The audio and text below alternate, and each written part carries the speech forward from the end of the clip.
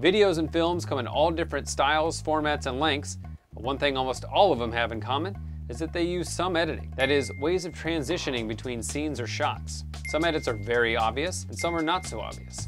Here are 13 editing types that you need to know. The standard cut is the most basic cut you can do. It connects two clips together, the end frame of one and the beginning frame of the next. A jump cut gets its name due to how it jumps the scene in time. It's usually done within the same frame or composition.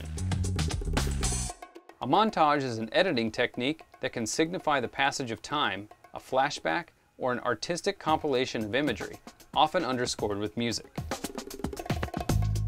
Dissolving between the clips can signify a passage of time, or it can use the overlapping layers or dissolves to show multiple stories or scenes happening at once, but shot at different times. It's not typically used for normal edits, so use only when it's motivated.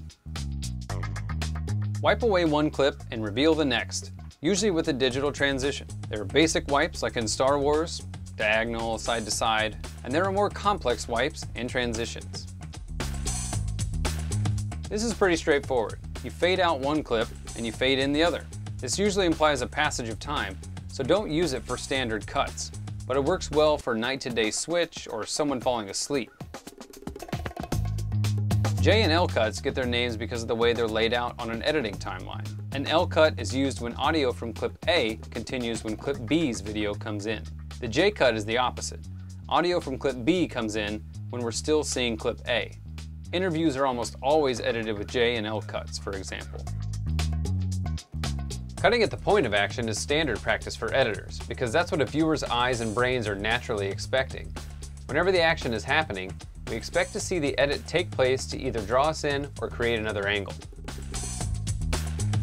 Cutaways are typically insert shots that take viewers away from the main characters or action. They give extra context to the scene, can create more tension and foreshadowing, or give an interesting juxtaposition. Cutting between two different scenes that are happening at the same time in different places is when you want to use cross-cutting or parallel editing.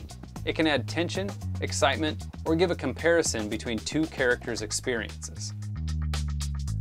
A match cut is an edit that gives a context and continuity to the scene and pushes it in a certain direction without disorienting the viewer, while keeping the composition, word, or the action matched between the two clips. The most famous examples are 2001: A Space Odyssey and Lawrence of Arabia, but it's still a very common technique.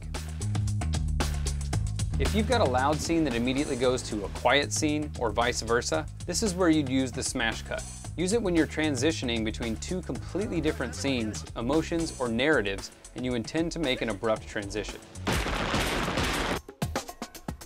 The goal of invisible cuts is to keep the shot looking like one continuous take or creatively move between the scenes.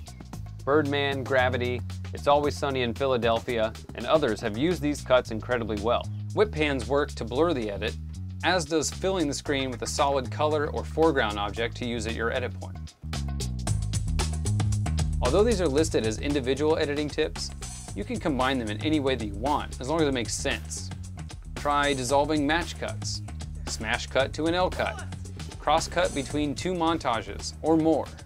The point is to learn these basic techniques first, and then you can start experimenting and get more creative. If you want to see more videos, go ahead and subscribe below.